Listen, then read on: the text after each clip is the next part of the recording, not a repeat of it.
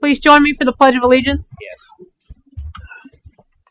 Pledge allegiance to the flag of the United States of America and to the republic for which it stands, one nation, under God, indivisible, with liberty and justice for all. Call the roll, please.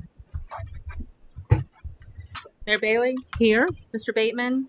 Mr. Blair? Here. Mr. Hart? Here. Mr. Ori? Here. Vice Mayor Phelps? Here. Here. Welcome, everyone. Tonight with us, we have our Director of Finance, Mark Medler, Assistant City Manager Corey Wright, Clerk of Council Misty Clark, City Manager Dave Kennedy, City Solicitor Joe Braun, our Fire Chief Huber, our Police Chief Michael Gabrielson, as well as former council members Todd Osborne, Pat Mays, and Peggy Goodwin. So welcome, everyone. Happy to have you here. And first on the agenda is Officer Steinkennig. Chief? Go down there, hand down. Yeah, shit. Right. I don't think we call it that. You can stand up so everybody can see you. So we are here tonight to honor Officer Steiny and recognize his 5 years of dedicated service to the Loveland Police Department. So a little bit about him. Everybody knows him as Steiny. He was born and raised in Loveland, Ohio. I'm sorry, Loveland. You're right. Sorry about that. Oh, get him out. A knee injury ended his baseball career, so he decided if you've ever spent time with him, you would understand this move. He went to California to try and make it in comedy and to be a movie star. Yeah. Unfortunately for him, that didn't work out, and he ended up coming back to Ohio, went to the police academy in 2013, worked as an officer for the village of Elmwood for a period of time, then home to Loveland for a little bit. But joined us in April of 2018, started in patrol, and he is currently assigned as the school resource officer for the Loveland High School. But that's not enough. He is a big believer in supporting the youth in the community and just giving back. So he coordinates our junior police academy. He also coaches football and baseball at Loveland High School. And he is definitely an asset to the police department, a key partner in our mission to continue to build strong relationships with our schools and our students. So welcome. Congratulations on 5 great years. And Mayor? So I don't know if it's when I met Officer Steiny, but certainly when I spent the most time with him was when we did the tour of the Claremont County Jail as part of the Loveland Citizens Police Academy with 2 of my daughters, and that was a hoot, spending that couple hours with Officer Steiny. They still talk about you, so I imagine you are quite a hit at the high school. But we have a few things for you. We are very happy to have had you here these 5 years. Hope we are doing this again in 10 and thereafter. We have a certificate. This is pretty cool. I'm actually kind of jealous of this. It has your name on it and your dates of service thus far. So congratulations. Just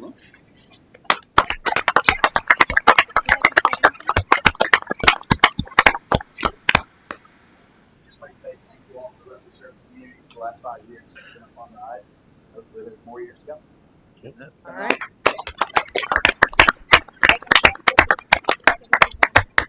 See you in a moment. Congratulations.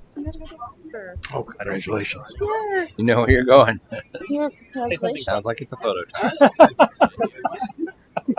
Camera. There's a Thanks for frame. your service. Congratulations, Mom. Congratulations. Picture for service. Yep.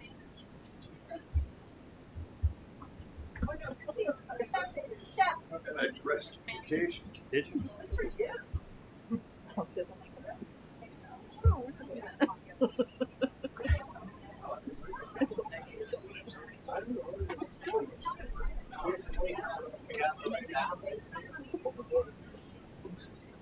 right, we good?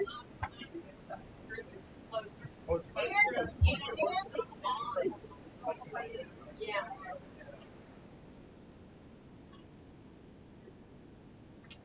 All right. Did you do any good here? Was this a good picture? You can get it for me.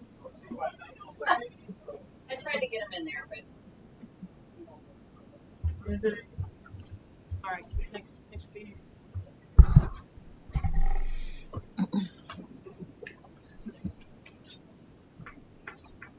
well done. You were right. Next, we have an Arbor Day proclamation. Are you here on behalf of Who? Trina? I'll read the proclamation. So. And then you stand here and look awesome. If there's anything you wish to say, you're welcome to do so. All right, we have a proclamation. Whereas in 1872, the Nebraska Board of Agriculture established a special day be set aside for the planting of trees. And whereas this holiday, called Arbor Day, was first observed with the planting of more than 1 million trees in Nebraska.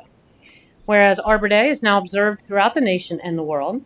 And whereas trees can be a solution to combating climate change by reducing the erosion of our precious topsoil by wind and water, cutting heating and cooling costs, moderating the temperature, cleaning the air, producing life-giving oxygen, and providing habitat for wildlife.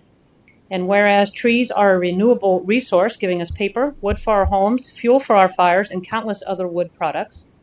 And whereas trees in our city increase property values, enhance the economic vitality of business areas, and beautify our community. And whereas trees, wherever they are planted, are a source of joy and spiritual renewal. Now, therefore, I, Kathy Bailey, by the power vested in me as mayor and on behalf of the city of Loveland, Loveland City Council, Loveland Tree and Environment Committee, do hereby proclaim April 29th, 2023, Arbor Day in the city of Loveland, and urge all citizens to celebrate Arbor Day and to support efforts to protect our trees and woodlands. Now, furthermore, I urge all citizens to plant trees to gladden the heart and promote the well-being of this and future generations. You are the chair of Parks and Rec, but are on Tree and Environment. So Correct. if you would like to take that, I will take that. and if you have a few words of wisdom, I have a little Arbor Day. do it. Okay. Whatever you have. So then she won't need to open the form. She won't need to speak during open. Thank you, Mayor Bailey. It's exciting to be part of the Tree and Environment Committee. It is the most fun committee in the city, and if you get an opportunity to serve on it, you should. I'm Lisa Freeman, 173 Brushwood Drive. The Loveland Tree and Environment Committee have 2 activities planned for Arbor Day 2023. The first happens this Thursday. All students at Loveland Primary and Loveland Elementary School will be getting a free tree. That's 1,300 trees. We have selected a variety of buckeye, oak trees, and that are not only native species in Ohio, but also especially valuable for local biodiversity, particularly for native bees, butterflies, moths, and birds. Last week, a team of more than 20 volunteers gathered to organize the tree giveaway. Students will get this biodegradable cup, and in the cup there is a tree seed, a bag of dirt, and instructions right here on the side on how to plant your tree. The second activity happens this Saturday, April 29th. Loveland will host its first ever tree scavenger hunt. We have tagged 8 trees throughout the city's parks and nature preserves. Participants will find all trees and take a selfie. At 3 p.m., we will gather at Kiwanis Park for a party. Sticky Fingers, Ran the Ice Cream Man will be there with their truck, and we have great prizes as well. Instructions and the map to find trees can be found on the City of Loveland government page. So please bring your families and join us. And I have something for all of you. So. Well, thank you. I think since I've been on council, this is certainly one of the most, if not the most, active tree and environment committees that we've had. So I think it's tremendous. Lisa, you missed the Kentism. I said I think it's a tremendous activity. Mm-hmm. Thank you, ma'am. I don't get it. Tremendous. I'm kidding. Oh, sorry. We intend to make Arbor Day as Thank big you. as it was Christmas in Loveland. Ah. It's not a latte. Sorry. I'm going to get that. It's better than that. Do we get a bag of dirt? Bag of dirt is in the Were you not listening? Thank you very much. All in there. Oh, everything you need. It says I love There love. you- Dirt cup. Thank you. Thank you, Lisa. All right. Thank you very much. Yeah, Oh, look at that. Okay, next we have Peggy Goodwin that's cool. and Woody for the Loveland Farmers Market. It's just Woody. Oh, that is really cool. Good evening, Council. Woody and I are here this evening to announce another harbinger of spring, and that's the opening of the 2023 Loveland Farmers Market. That takes place exactly a week from today, next Tuesday, May the 2nd, we're going to ring the bell at 3 p.m. on our 13th season of the market. And we are so excited. Opening day for us every year, it's just such an uplifting event. We get to welcome back all of our previous vendors. We all become a big family down there. So we welcome back our previous vendors, introduce new vendors into the mix, and the same thing happens with our customers. We're so happy when we see all of our longtime customers come walking through. And it's amazing every year how many new people come to the market. People who live in Loveland that are just discovering the market, as well as folks from the neighboring localities that have heard about us and come to shop. So it really is a fun and exciting place to be. This year, so far, we have 24 vendors lined up. Not all of them will be there every week. We have some, due to the nature of their product, they may only come for a month. And then whatever that product is, Mother Nature has said it's done for the season. But and some come every other week, but we welcome them all. And we probably, as time goes on, will be welcoming some other additional vendors. But we do offer a wide array of products. And we also do some fun things every single week. We have entertainment, musical entertainment, that adds so much to the atmosphere of the market. We have activities for kids. We have educational booths. A lot of other nonprofits here in Loveland will set up an information booth at the market, and that gives them some good exposure to the community. Wide array of topics and interests that get covered by these information booths. We also have a credit booth. You come up, give us your credit card. We'll give you some tokens you can spend anywhere in the market. And we also do SNAP and produce perks at the credit booth. Our information booth is just phenomenal. We greet all the customers as they come through. We offer some other things as well. We do dog sitting. So if you brought your dog to the market, it's a really hot day, and you don't want them traipsing along on the hot asphalt, bring them to the information booth and we'll dog sit for you.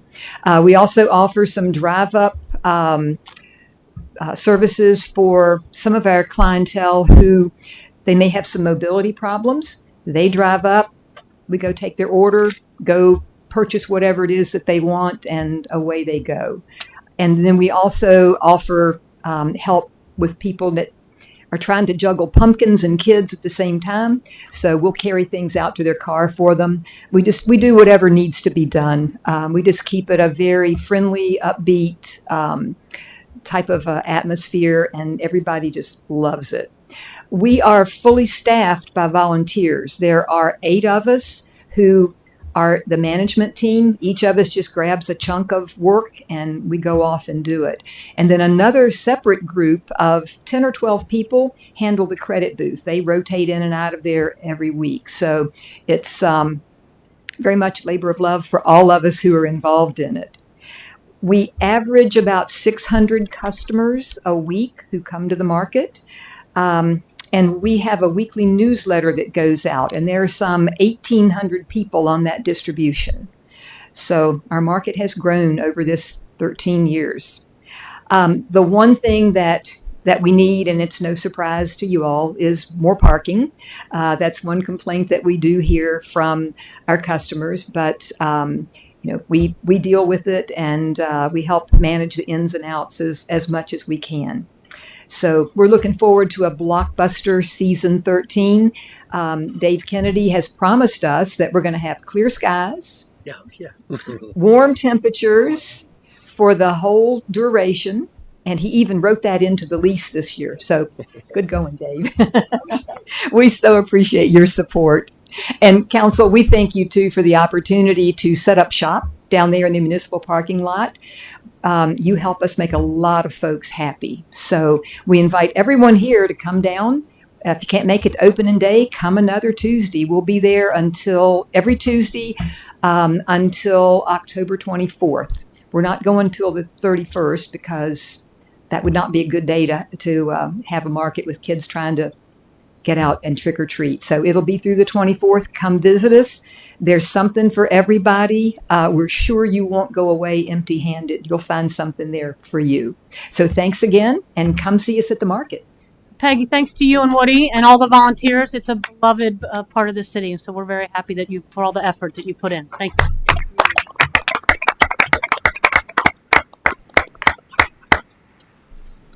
All right, next we have Loveland Madeira Road Corridor Revitalization, Choice 1 Engineering.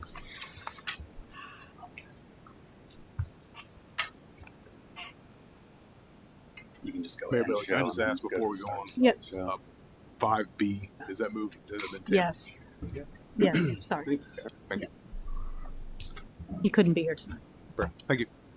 I think there's a meeting. Isn't there a meeting tonight? Oh, yeah, there's a town hall for the board. Sorry. All right, good evening. My name is Nick Selhorst, and with me hiding in the audience is Wes Walters. We're with Choice 1 Engineering, here to talk tonight about the proposed improvements to the Loveland Madeira corridor that we've been working with in conjunction with city staff. And I want to talk about how all this relates to the city's comprehensive master plan, which was approved in summer of 2022. That plan done by the city, McBride, Dale Clarion, and the public is about 120 pages long. A lot of those pages mention Loveland Madeira, the Chestnut Corridor. So we're here to talk about how that plan is guiding us to our next actual steps. So limits of what we're talking about are essentially from the Public Works Building at the end of the south and then Loveland Avenue on the north. In particular, the stretch from Oasis to Loveland Avenue. That's the main focus of the comp plan. What I'll talk about tonight is a little bit longer, and we'll get into that. So existing conditions of Loveland Madeira. It's 3-lane road with 4-foot concrete walk in some of the areas. A lot of the areas that sidewalk is missing. There's a large number of driveway curb cuts for the various businesses, some of them back to back to back. So a lot of opportunities for access management improvements, which I'll get to. So the road is classified as a minor arterial, gets about 12,000 cars a day. A little bit further south on it, it's actually 20,000 cars a day around the Lebanon Avenue or Lebanon Road intersection. So it's one of your gateways to downtown. You get off 275, you come north, you're using Loveland Madeira. And then related to the improvements that are being proposed, there were 20 crashes within the last 3 years on that stretch, and that's just from Loveland Avenue to Miami View Drive. So that's not even the whole corridor that we're talking about. Next few slides I'll talk about come straight from your comp plan. I'm not going to go over those word for word. You guys and gals know that better than I do. But you know, the current conditions, it's a commercial spine for the city, but it lacks infrastructure that encourages pedestrian activity, bicycle activity. We all know how important the bike trail is to the city. Loveland Madeira doesn't necessarily have any bicycle-friendly facilities currently. There's no sidewalks in areas. There's minimal buffer for the pedestrian areas that there are. And it's uninviting in some ways. There's no real streetscape elements to welcome you into the downtown area. Oops, I went backwards. So straight from your comp plan, these were the recommended pedestrian improvements. And as you can see, this goes from High Ridge to Loveland Avenue. So a little bit shorter than what I'll get to in a little bit. But you can see pedestrian improvements all along there. There's a bike lane suggested, access to the Chestnut property. That was all suggested as part of your comprehensive plan to improve this corridor, make it more pedestrian friendly, bicycle friendly, business friendly. So the comp plan split it up into 3 segments, which we did as well, and they're not perfectly matched, but they're very close. Recommendations for segment 1, which is High Ridge to Miami View, were street trees, lighting, green stormwater infrastructure. So capturing stormwater and improving the water quality that does run off. Pedestrian improvements for the same corridor, sidewalk on the east side, streetscape elements like benches, high visibility crosswalks. Segment 2 was Miami View to Valley View Lane. same things: trees, lighting, green infrastructure for stormwater, sidewalk on the east side. This stretch has a plaza suggested across from the school. Right there, you can see it in the comp plan. And again, streetscape elements, bike racks, the plaza. What that ends up being is unknown at this point, but it'd be a gathering area for some activities. And then last segment 3 is from Valley View to West Loveland, and this includes the access to the Chestnut property. So again, same improvements recommended: pedestrian improvement, street trees, lighting, green stormwater infrastructure. So speaking of the Chestnut property, it's right across from Valley View, as we all know. Our analysis has suggested a roundabout is the best solution there to provide access to it, to provide a gateway into downtown, to calm traffic, to prevent bad accidents, et cetera, et cetera. So currently it's being treated. I don't know the exact status of that, but I know the city got a pretty substantial grant to clean that up. So we're taking that, knowing it's going to be usable for commercial use in the future. The comp plan called for access for vehicles to Loveland Madeira, pedestrian access to Chestnut Street. So that's all being planned as part of what we're talking about tonight. All right, so taking the comp plan and working with staff and looking at the accident history, we are proposing conceptually essentially 3 phases. What I'll call phase 1 is this in green, 1,800 feet long from Loveland Avenue to the school driveway right by LCMB. So just south of where we're proposing the roundabout. Phase 2 is 2,200 feet from right there to Oasis, and then the systemic phase is 2,800 feet to the Corp line. It's called the systemic phase because the city has already applied for what's called systemic safety funding, which is a 90% grant from ODOT intended to get ahead of potential accidents in areas for roadway departures and pedestrians. So that stretch had no sidewalk, so that particular project was sidewalk on the east side where it's currently missing. So for phase 1, taking the comp plan and talking to staff, the proposed improvements are many. I'll go touch on the highlights. You can see a new typical section there. It involves median islands in areas where you're not blocking driveways. Speaking of driveways, we would consolidate driveways where we can, provide cross-access easements to, 1, allow you to put in median islands, which help calm traffic, provide a nice aesthetic. And 2, they prevent left turns if you don't consolidate the drive. So that's why the access management is a big part of this. So we're proposing a 12-foot wide multi-use path on the northwest side, a 5-foot wide sidewalk on the south side or east side of the road, bearing all the utilities. So if you drive through there, you see power lines, cable lines, huge, and putting those under the ground provides a much more aesthetically pleasing corridor, but it's not cheap. Decorative crosswalk. There's the roundabout, street lighting, street trees, whether those are in the median islands, behind the sidewalk, behind the multi-use path. Those are all proposed. And then the boring stuff like milling and repaving the road is included as well. After you do all these improvements, you want the street to look brand new. So this is just a zoomed in view of what the roundabout would look like. The signal there currently is not actually warranted. So instead of making it a 3-way stop, this acute angle is pretty dangerous. So a roundabout is a great way to fix funky angle street connections.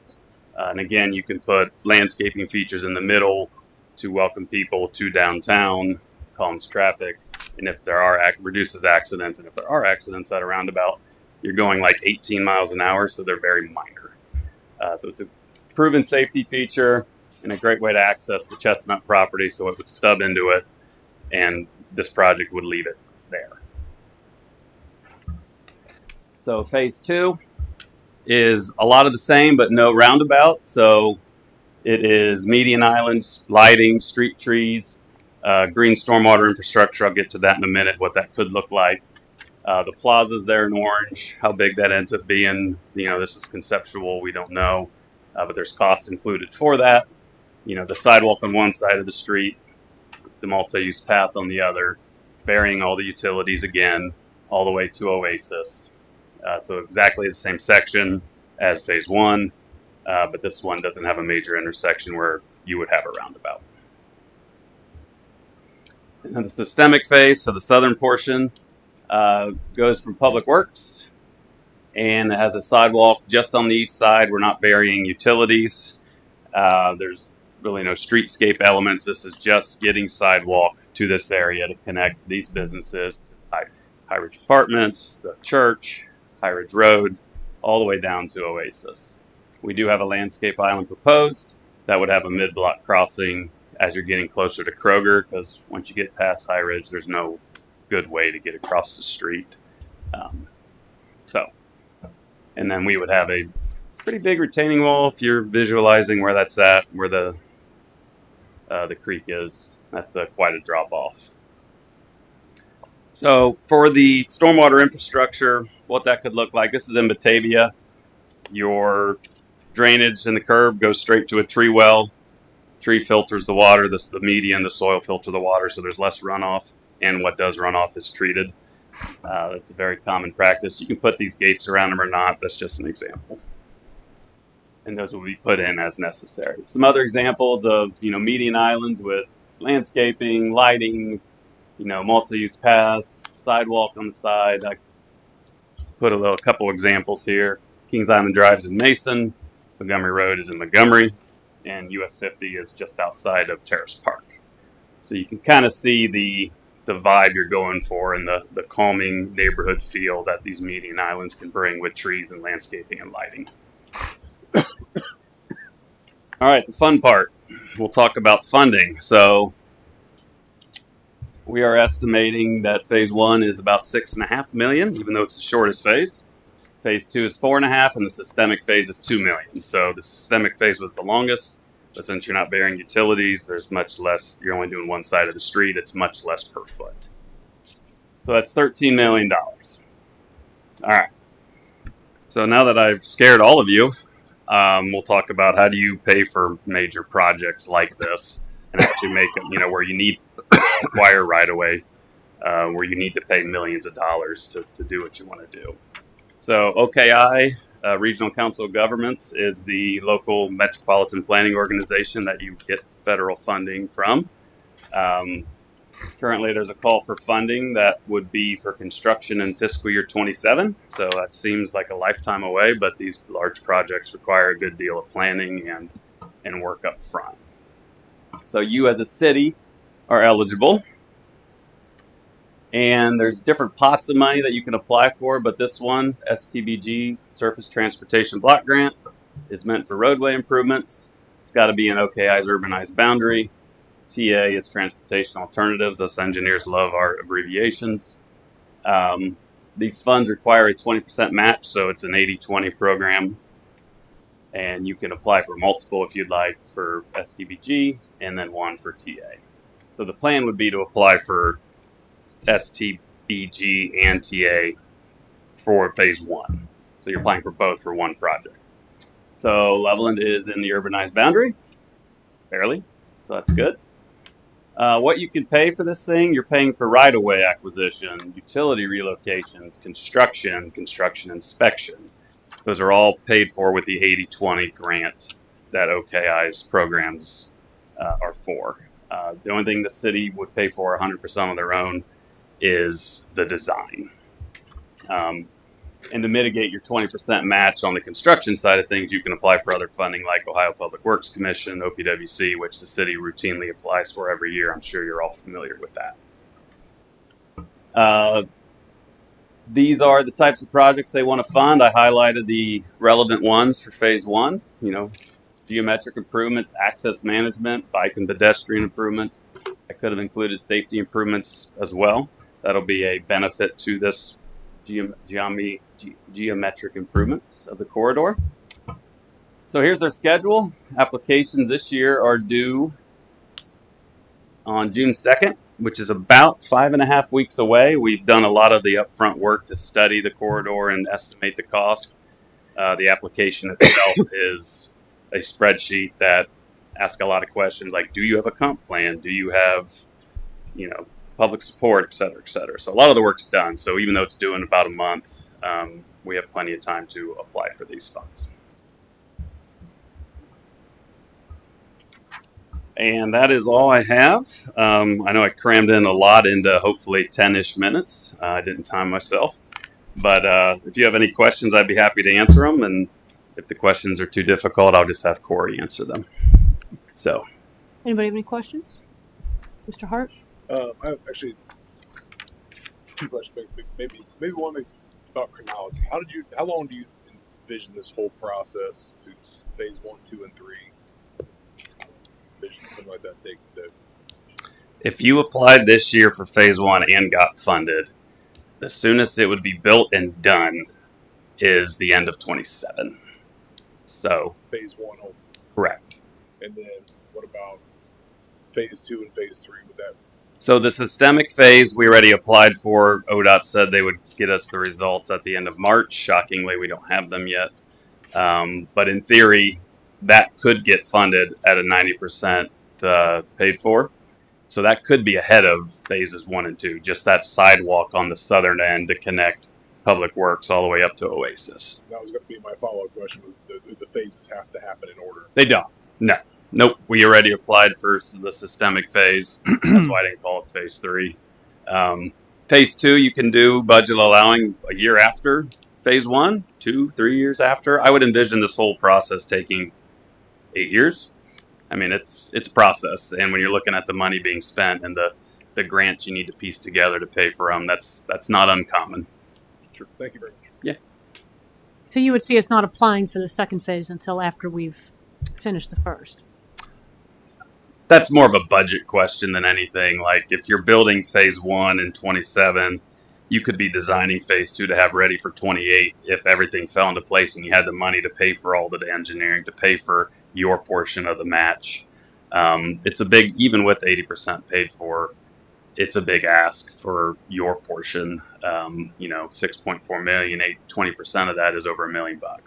And you can make that easier with OPWC and other grants, but I would guess you would apply for phase 2 if you got funded this year, a year or 2 after. Okay. Yes, Mr. Payne. I just have 2 questions about some of the things you talked about in the presentation. One of those being the 12-foot multi-use. I'm just curious, is that just a 12-foot wide path, or is it striped for bikes? Or it is a 12-foot wide. We propose concrete, but it's not striped, but it's wide enough to accommodate 2-way traffic and still have room right along the curb for fire hydrants, street lighting if you put it there, tree wells, things like that. We just designed a route through downtown Lebanon that had a side path on it that was 12 feet wide. So that's a common solution. It's safer for all bike users. I know a lot of bike users in Loveland are, know what they're doing and would be fine driving on, riding their bike on the road with a Sharrow. But that doesn't really accommodate every user. You're not going to have your kids on Loveland Madeira. So providing a wide space for that is what we think the more prudent way to go. Okay. The other question I had was about the roundabout, only because I guess just the visualizing the size of that and and what's on the drawings. I'm curious just about truck traffic as much as anything. Thinking about it from a standpoint of some of the uses that have been proposed for Chestnut property and some of the other businesses down there. Is there any concern about I'm thinking primarily of all the green spaces, trucks just tearing everything up and leaving a mess all the time. So these are signed to accommodate whatever design vehicle you want. The inner diameter of these roundabouts can be here, can be wider, even if it's a single lane. That truck apron in the middle is exactly what that's for. It's a very thick concrete, and it can be decorative if you want it to be. the curb that goes around the inner ring of the roundabout is mountable. So a truck going around, the trailer tracks across the mountable curb, the apron.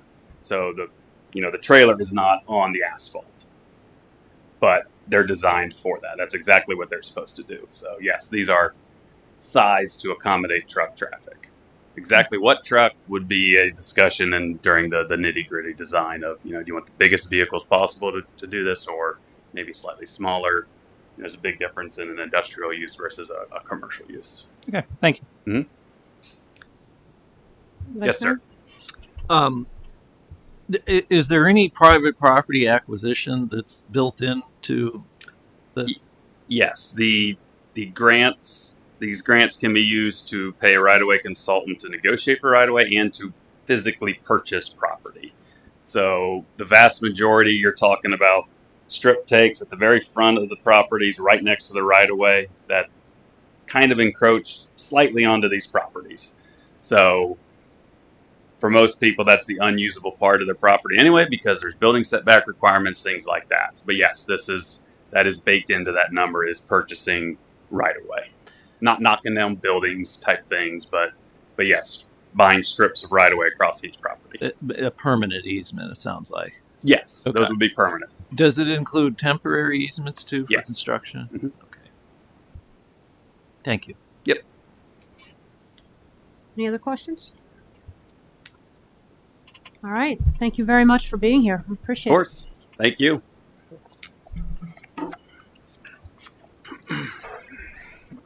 All right. Next, we have a review and approval of minutes from the April 11th, 2022 meeting. Are there any additions, changes to those? Move to approve. Second? Second. Call the roll, please. Mr. Bateman?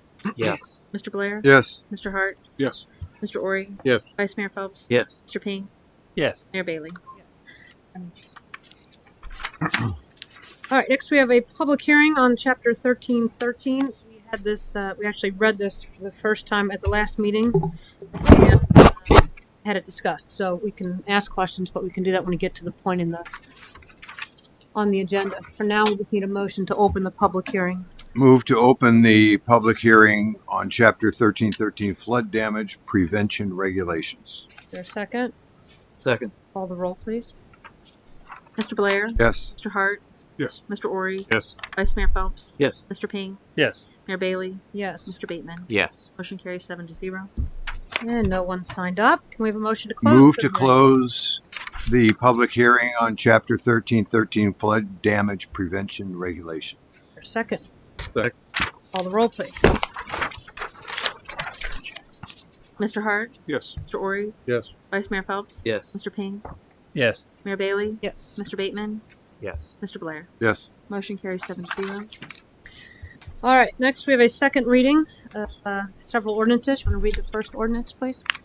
Ordinance amending Chapter 1307 of the Loveland Code of Ordinances, Road and Recreation Capital Improvement Impact Fees. All right, are there any further comment or questions on this ordinance? Call the roll, please. Mr. Ori? Yes. Vice Mayor Phelps? Yes. Mr. Ping? Yes. Mayor Bailey? Yes. Mr. Bateman? Yes. Mr. Blair? Yes. Mr. Hart? Yes. Ordinance 44 is adopted by a vote of 7-0. All right, can you read the next ordinance, please? Ordinance amending the codified ordinances and zoning map of the City of Loveland, Ohio. Zoning district classification of certain property located jointly within the Historic Zoning District and the Residential Medium Density Zoning District. The Special Planning District Zoning District classification for Special Planning District 19 Oak Street Development. Thank you. Any further discussion, comment on this ordinance? Call the roll, please. Vice Mayor Phelps? Yes. Mr. Ping? Yes. Mayor Bailey? Yes. Mr. Bateman? Yes. Mr. Blair? Yes. Mr. Hart? No. Mr. Ori? Yes. Ordinance 45 is adopted by a vote of 6-1. You can read the next ordinance, please. Ordinance amending Chapter 1313 of the Codified Ordinances of the City of Loveland, Ohio, entitled Flood Damage Prevention Regulations. Any further comment or questions on this ordinance? Call the roll, please.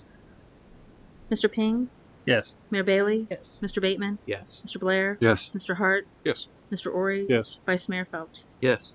Ordinance 46 is adopted by a vote of 7-0. Ready? So the city has been pretty active over the last couple years, moving ahead with projects that we've deferred regarding this building here, City Hall. Many have been put aside. So thanks to City Council appropriating funds over the last couple of years, and Corey taking all of this on since he's got here, we've really been able to knock out a lot of projects that this building needs. This office alone, for example, recently was painted. It will soon get carpeted. I don't want to go into a lot of detail, but any of those of you who have been around the building, you know we've done quite a bit. Both the bones of the building, the aesthetics of the building, the exterior. Probably the biggest one was recently completed was the drainage issue. We've been within that list of projects was an FY 2024 project, which was a new generator for the building. The desire was to get a new one that would run the entire building when it was out, one that could run off of natural gas, and one that would, by doing that, would allow us to repurpose the existing generator down to the public works. And we earmarked that. We've actually have it all set to go in 2024, but it's a 60-month lead time. So what we're doing tonight is simply asking council to authorize me to execute a purchase agreement. 60 weeks. Did I say 60 months? I'm sorry, 60 weeks. So Long time. yes, I'm sorry. So this time about basically end of June. And we'll be back with a separate quote for the installation, simply to purchase the generator. This generator runs all components of the city building, including HVAC. If you all recall, we actually had to cancel a council meeting because we missed a diesel fill on a generator, if you recall. We had a rarity there.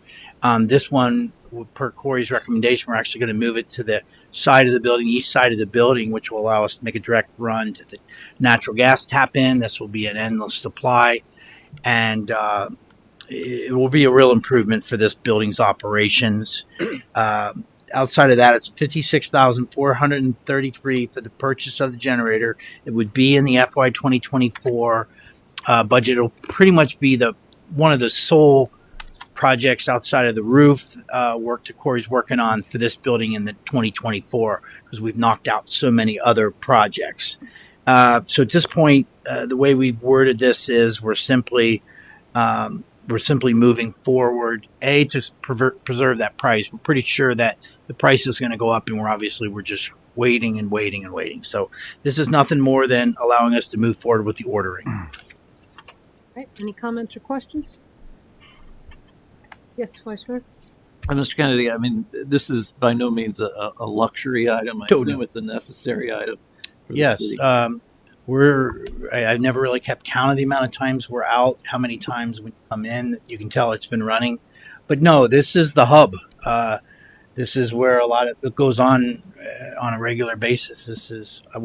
Chief Huber certainly wouldn't call this our emergency operating center by any stretch of the imagination, but so many city functions occur in this building. I listed them in there.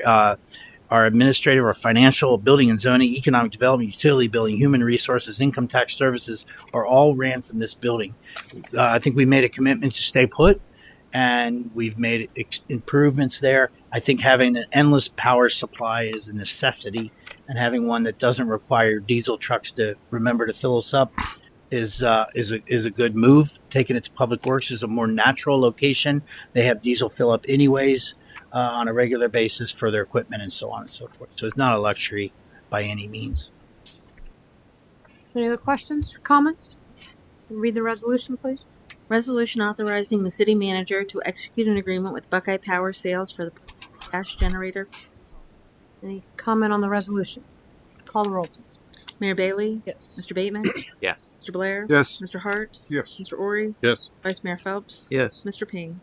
Yes. Resolution 47 is adopted by a vote of 7-0. Mr. Kennedy? So every 3 years we're here in front of you. The city has two bargaining union. We have both the police and the officers. So we have two different collective bargaining agreements that we do every 3 years. We approached it a little differently this year. Typically, when we're approaching the bargaining year, which is typically expires right around May, we get active in it in March, February. When we begin our negotiation, we hold off on giving salary increases for a 3-year period of time to our non-bargaining employees. This year we decided that was a bit of a disingenuous effort and, quite frankly, not overly fair to our non-collective bargaining and employees, which is, all your non-contractual, non-police officers, your public works, city hall staff, so on and so forth. So we committed this year a 12% salary increase to all of our non-bargaining age. We did a 5-4-3 to our non-bargaining.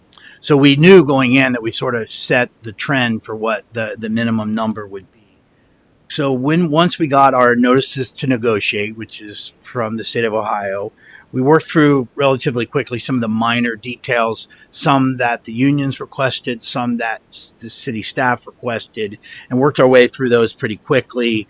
I've detailed each of those inside my memo. $1,000 clothing allowance has always been in place. We're just detailing what happens when you begin mid-year as an investigator, when you end before the end of the year. That's works all of that out. It makes it a little more clarifies it on our end. Lieutenants who serve as investigators receive for each full month an additional $140. It details how that is done. It offers them an additional $140. This is a new section for the lieutenants only. If you are an investigator, you're basically on call on a rotating scale. So this seemed like a very fair, genuine offer on both sides. Section 19.1, we simply added Juneteenth, which they got automatically.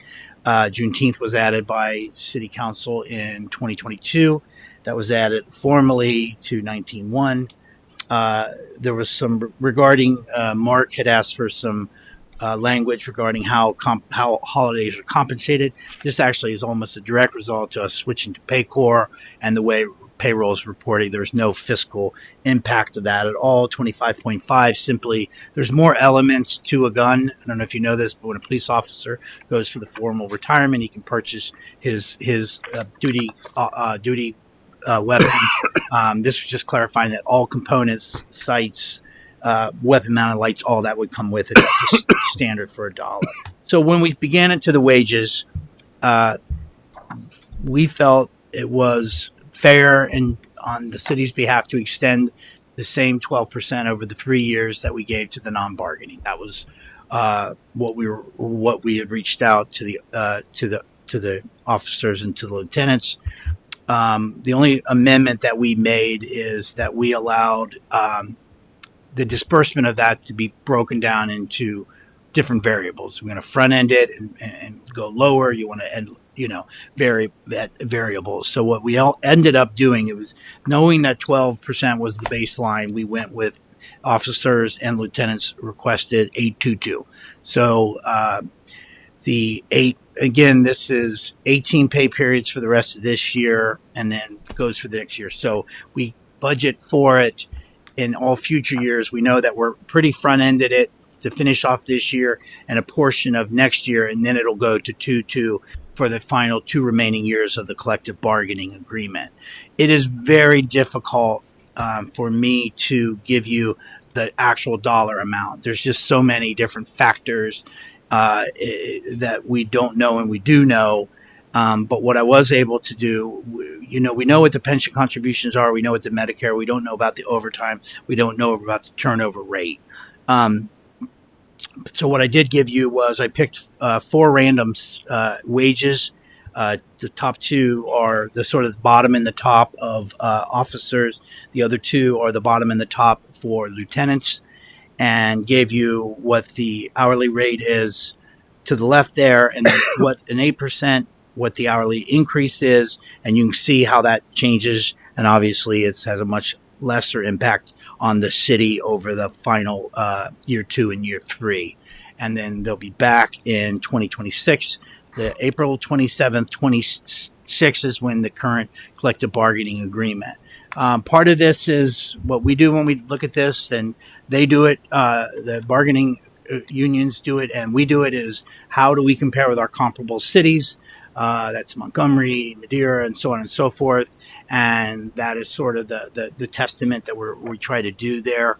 And this puts us, I think they felt that this does put them where we hope to be. With that, as always, it is completely and totally non-contentious. It is a quick process.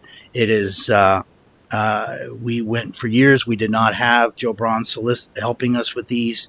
For some reason, we use an outside agents, and I think we do much better now with Joe by our side. And but thanks to Joe and the officers and lieutenants, this is just something they do on behalf of the department. So we want to thank them, and I'm recommending that you approve both resolutions. I can field any questions. All right, does anybody have any questions or comments regarding the memo or either resolution? All right, yes, Vice Mayor. Just in terms of our current police force, how many lieutenants and how many officers? We have 4 lieutenants and 18 officers at this point in time, correct? I always get that wrong. 16. I'm sorry. We have 16 officers and 4 lieutenants. And then, of course, we have the police chief and the assistant chief, which are non-bargaining. So Chief Rick Gabrielson has to sit basically on the city side of the table. So 16 and 4. Thank you. Any other questions, comments? All right, read the first resolution, please.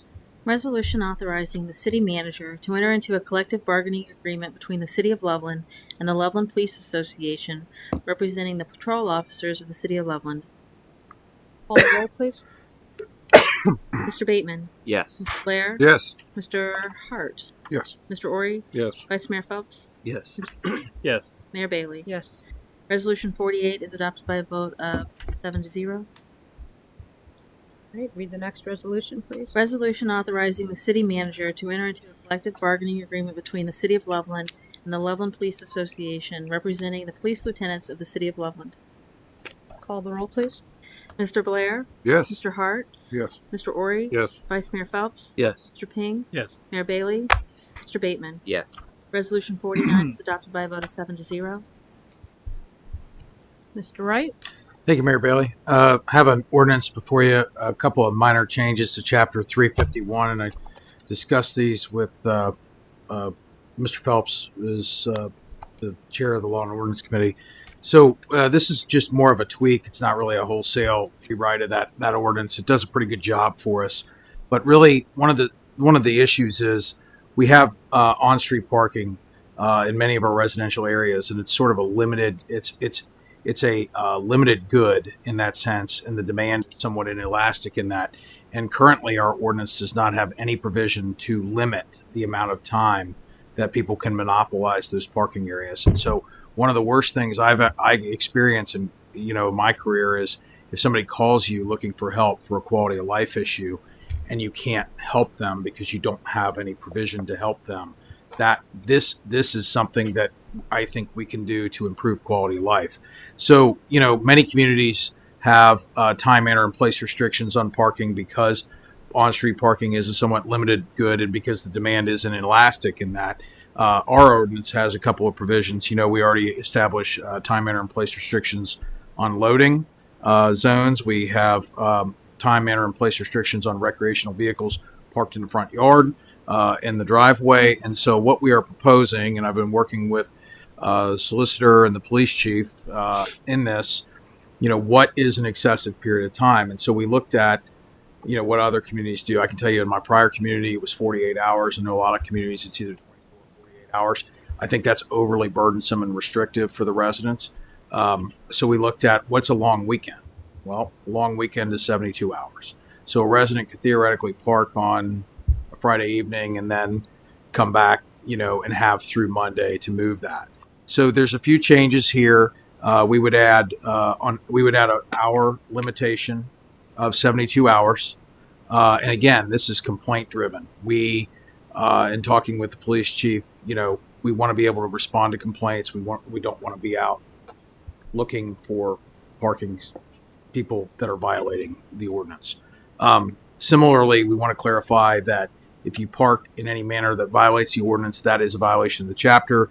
And then we also want to provide the police with a little bit more ability and some clarification on when they can remove vehicles if it's in violation of the ordinance. Because, you can block fire lanes, you can block alleyways, you can block public sidewalks, you can do a whole lot of things. We have to have the ability to respond. And in talking to the chief, we really don't have those teeth in our ordinance right now. So with that, 2 readings, no emergency. And the recommendation is that we would adopt the changes to the ordinance as presented. Thank you. Any questions or comments? Mr. Ping? I just have a question on that last part you mentioned. What constitutes moving a vehicle in the way things are written? So, for example, if I park for 72 hours and then I drive around the block one time and park again, have I moved? Or, how would you even monitor such things? So I'll defer to the police chief because he's pretty savvy with the enforcement component of that. But I think he's got an answer. Yes, sir. That would constitute moving of the vehicle. Essentially, what we would do, and again, this is complaint driven. We are not going to be out there with stopwatches and checking on people. This is to address a specific problem that we have, that we get complaints from citizens. Currently, they'll call us, and there'll be a car there that doesn't meet the definition of what a junk vehicle is. And, so we can't cite it, but it clearly hasn't moved in weeks, months, or maybe years.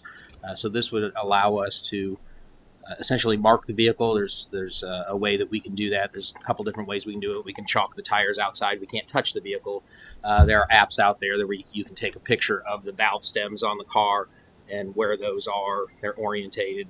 If those don't move within that 72 hours, then it's statistically impossible to get that car back to that exact same position. So, but to answer your question, yes, just simply driving around would constitute. It just has to be moved to give someone else an opportunity to use that space. Again, complaint driven. It's to address specific requests from a number of citizens that we've had over my time here since last summer. Okay, thank you. Any other questions? Yes, Mr. Bateman. It mentioned in the memo that it would be towed to the nearest garage. Do we have a partner that we use for towing vehicles to, and would that cost be passed to the vehicle owner? Correct. We rotate through several different tow companies to give, so we're not monopolizing on any one particular tow company. They're all local. We have agreements with them where they will store the vehicles for them, and then the vehicle would be entered as a towed vehicle into the law enforcement database. So if somebody comes home, their car isn't there, they call us. Even if it's a day later, whatever, we would know that car was towed.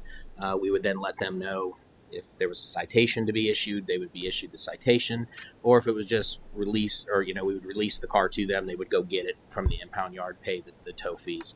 So we would not be incurring any cost to do that. It would be passed on to the registered owner or the responsible person for the vehicle. Excellent. Thank you. Mr. Ori? To follow up on that, so before that car was towed, that car would be ticketed first. Yeah, first, we always use, education first. A warning. Yeah, we will attempt to contact the owner, let them know there's a problem. We can put a traffic warning on it that says, hey, if you don't, here's the ordinance. If you don't move your vehicle, we would have a process in place where the officers could then go back and check on it. Some of that, again, might be, hey, you put a warning on it and it hasn't moved. The residents might be calling us back out. Okay. But so, yes, we would definitely try education and compliance first. This would be a last resort. Any other questions, comments? Vice Mayor? There's a public safety element to this as well, because cars that are parked, and even if you don't have complaints, they can obstruct, for instance, emergency vehicles. But the complaint can be a way of then doing what's right and removing the car, because even if it's not obstructing or it poses a risk that somebody will run into it. Is that correct?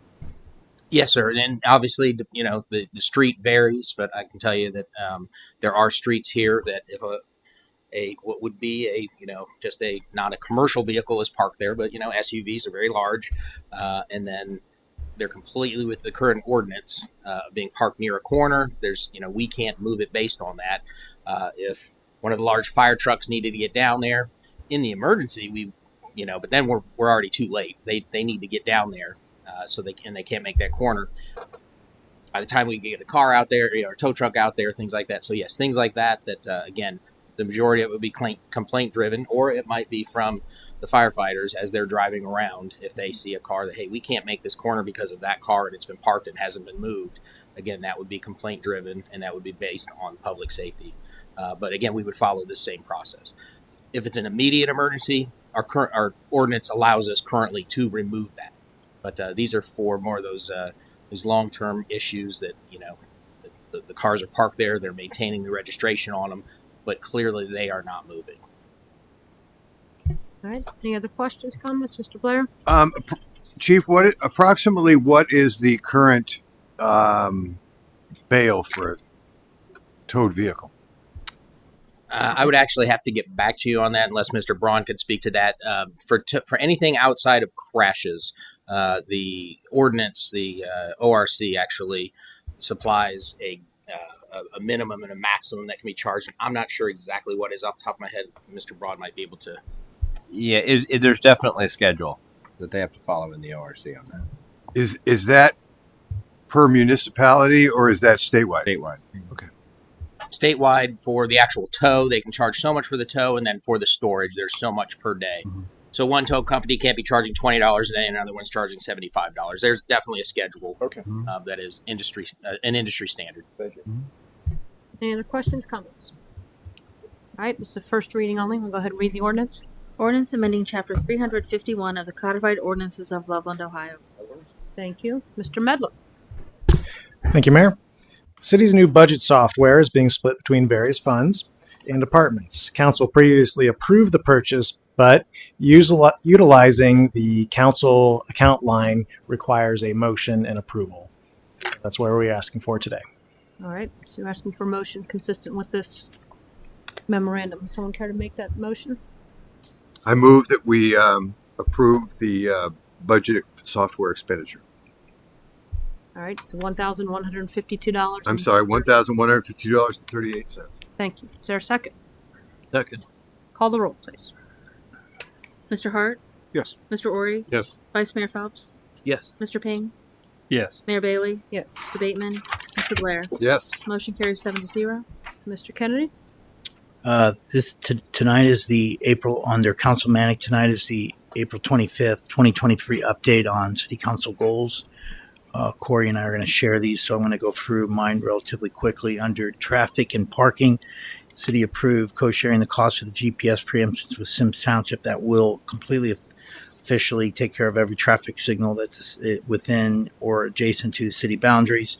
The State Route 48 turn lane bids were open today. Corey will bring that to council at the May 9th meeting. The city worked with downtown business owners to implement the downtown valet service to improve parking on Fridays and Saturdays during summer months. That will start in the first Friday in May. Loveland Miamiville sidewalks will open those bids on Thursday. Those will also be presented to council on May 9th for approval. That will begin under the city's goal to pursue pedestrian and bike lane connectivity. Under the city council's goal to continue to have 1.25 million. Obviously, this year's road program included 1.25 plus all carryover from the following year. We are, for the first time ever, this is somewhat notable that this is the first time in recent history that the city was able to concentrate all 1.25 million into the neighborhoods. Typically, we were always to catch up, had to hit some of the major arteries, Loveland Madeira Road, West Loveland, Lebanon, and so on and so forth. So this year we're spending, doing a lot of work up in the Heights, and so that is a real win towards the city's ongoing step to be on top of the road program and ultimately have a set schedule of what we'll be doing in future years. We're not there. Under explore ways to stabilize water main replacement, the city was one of 15 projects recommended by Congressman Greg Landsman for FY 2024 capital projects. We were recommended for $745,000 for the Cherokee water main replacement project.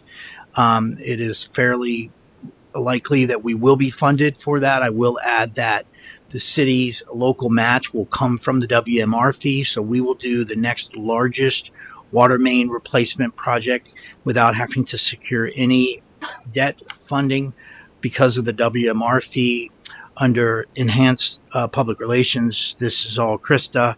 The next biennial newsletter is coming out week of May 1st, and just like the ones in the past, it is extremely high quality, will be in everyone's mailboxes early in May. She also produced multiple important videos. Staffing plans since your last update, the city continued bringing in key personnel, Assistant Chief Dan Gangwer, another police officer Ryan Wedmore, police records clerk Pat Bank, finance clerk Stephanie McGill, and another public works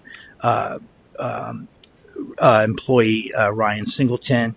Under sustained 5-year budget plan, the city's new budget software, which we are sort of out taking for a ride, is so geared and specifically set for future budgeting, forecasting, something that I'll be honest with you, we throw in at the end. Don't put enough time into it. Now it's part of the budgeting process. So what you're going to see now is a much better forecast rather than give me some projects. We got to fill those pages in as we've been working on it for months and months. This now is much more detailed process.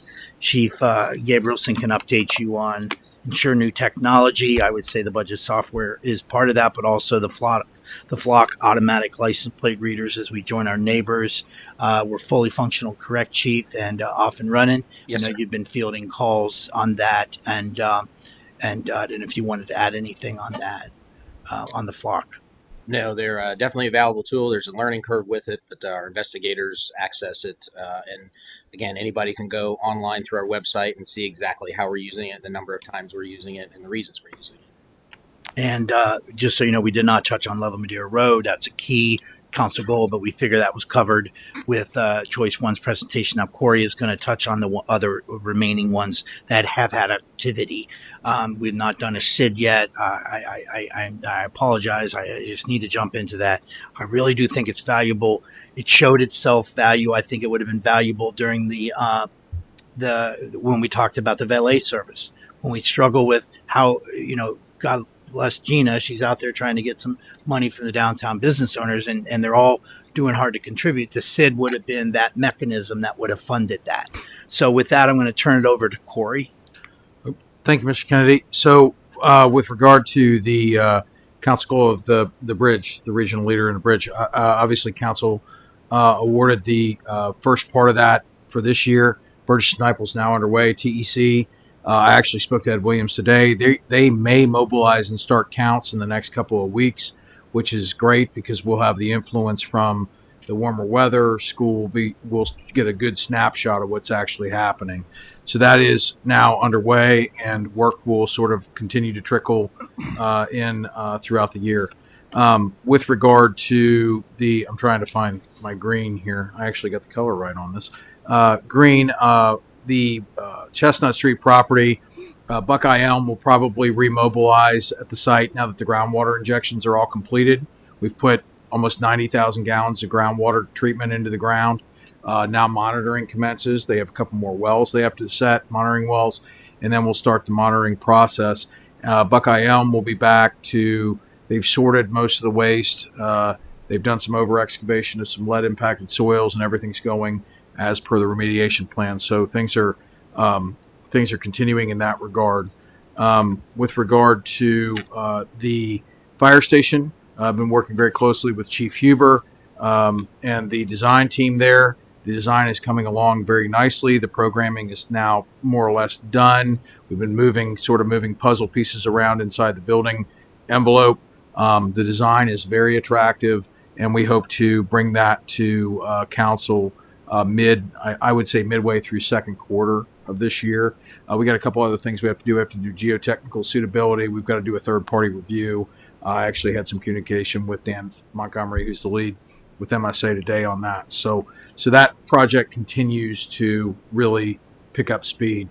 We meet every other week now, so it's been very productive. All right. Thank you both. All good items. Anybody have any comments or questions for Dave or Corey? All right, Mr. Medler. Thank you, Mayor. Before you have the first quarter 2023 financial update. This was reviewed and approved by the Finance Commission last week. Kind of the main topics that we're looking at. So revenue related to the fire levy that was passed in 2022 is starting to be collected. So far, we've received $363,000 for the first half, which is about right on track with what we were expecting. We see the year to come in about $700,000. Water main replacement fee revenue is starting to come in. So far, there's been $144,000 to date with that program that, as discussed, will help us replacing water mains in future years. There are no current projects, I believe, since that fund needs to build up first. The purchase of 501 Loveland Madeira was completed in the first quarter. That was $392,000. And as Mr. Wright talked about, the groundwater remediation program is moving along. In the first quarter, we paid $1.1 million. So overall, you'll see that expenses in the first quarter were higher, but that's because we did not receive the first reimbursement until April. So the expenses happen. We have to wait for the state to give us our money back. We received the first payment from the state of $875,000. So that's going to help us even out later in the year. Investment income has continued to improve. It's not a typo in the first sentence. The first quarter compared to last quarter is up 1,059%. So obviously we're not going to expect that year over year. That would be quite something, but it's very encouraging. The main amount that we have most of our short-term investment money in with Star Ohio went from 0.36% to 4.87%. So there you go. So that's being very encouraging. All that money from the general fund goes for our special projects, actually goes into special projects fund, which is going to help us down the line. Income tax continues to be encouraging. We had a 8.5% increase, and we'll talk a little bit more about that when we go the income tax section after this. And that's pretty much the major points, especially going with the general fund. If anyone has any questions. Anybody have any questions? Do we not need a motion to approve the first quarter financial report? Yes. I'll make that motion. I'll move to approve the first quarter 2023 financial update as just presented. Second. Call the roll, please. Mr. Ori? Yes. Mayor Phelps? Yes. Mr. Ping? Yes. Mayor Bailey? Yes. Mr. Bateman? Yes. Mr. Blair? Yes. Mr. Hart? Yes. Motion carries 7-0. All right, Mr. Medley. Thank you, Mayor. Specifically for quarterly income tax. So overall, we're still seeing some increases. We're up about 8% from first quarter last year. A lot of that has to do with Rita's subpoena program that they've had. This is a program that the city has used in the past. I think it was a few years ago that we had done it. We had taken a break with it for a few years from 2020 and 21. Basically, Rita sends out a first round of letters in July for people that hadn't made their filings. That's kind of the nice letter. And then later in the year, they send the not as nice letter, the subpoena letter. It's trying to just encourage them more. Let them know the city of Loveland is a required filing community. Even if you owe nothing, please file your taxes. So that helped to get a lot of people current. All right, any comments or questions? All right, next item on the agenda is an appointment to the Parks and Recreation Board. We had a resignation. Chris Springborn is who I'm recommending be appointed to the Parks and Recreation Board for a partial term expiring on December 31st, 2024. But Mr. Hart is who brought us this individual. Do you want to tell us something about him? Yeah. Chris Springborn is somebody I refer to. He is he's a retired Navy SEAL. He is, amongst other career fields he's had, he was a deep sea diver for an oil company in the North Sea. Currently, he is employed as a educational aide at the high school, Loveland High School. Works with our highest needs students. Just a fantastic individual. Long time Loveland resident.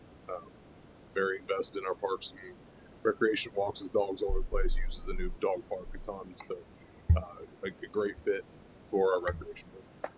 All right, thank you. So with that, would request a motion to approve the appointment of Chris Springborn to Parks and Recreation Board for the partial term expiring on December 31st, 2024. So moved. Is there a second? Second. Call the roll, please.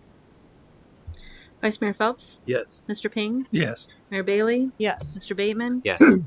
Blair, Yes. Mr. Hart, Yes. Mr. Ori. Yes. Motion carries 7-0. All right. Does anybody have anything to report? Not? Yes, Mr. Ping? I would just point out that in 10 days, the Cincinnati Flying Pig will be having its events. I know Mr. Hart has participated, perhaps others have in the past. We have a number of Loveland residents that are signed up for that, including, I know at least one Loveland resident is on the streakers list, which is someone who has done all 24, soon to be 25 of those marathons. So it's an exciting weekend, and something that a lot of our residents enjoy. So I figured it'd be worth mentioning. Yeah. Thank you. Anyone else? All right. I believe Mr. Phelps has an amended motion to make to go into executive session. Yeah, the motion is to go into executive session pursuant to Ohio Revised Code Section 121.22G8 to consider confidential information related to the marketing plans, specific business strategy, production techniques, trade secrets, or personal financial statements of an applicant for economic development assistance, which is necessary to protect the interests of the applicant or the possible investment or expenditure of public funds to be made in connection with the economic development project that is related to a request. And Ohio Revised Code Section 121.22G8 to consider negotiations with other political subdivisions respecting requests for economic development assistance, which is necessary to protect the interests of the applicant or the possible investment or expenditure of public funds to be made in connection with the economic development project that is related to a request for economic development assistance. Is that it? Second. Thank you. Call the roll, please. Mr. Ping, Yes. Mayor Bailey, Mr. Bateman, Yes. Mr. Blair, Yes. Mr. Hart, Yes. Mr. Ori, Yes. Vice Mayor Phelps. Yes. Motion carries 7-0.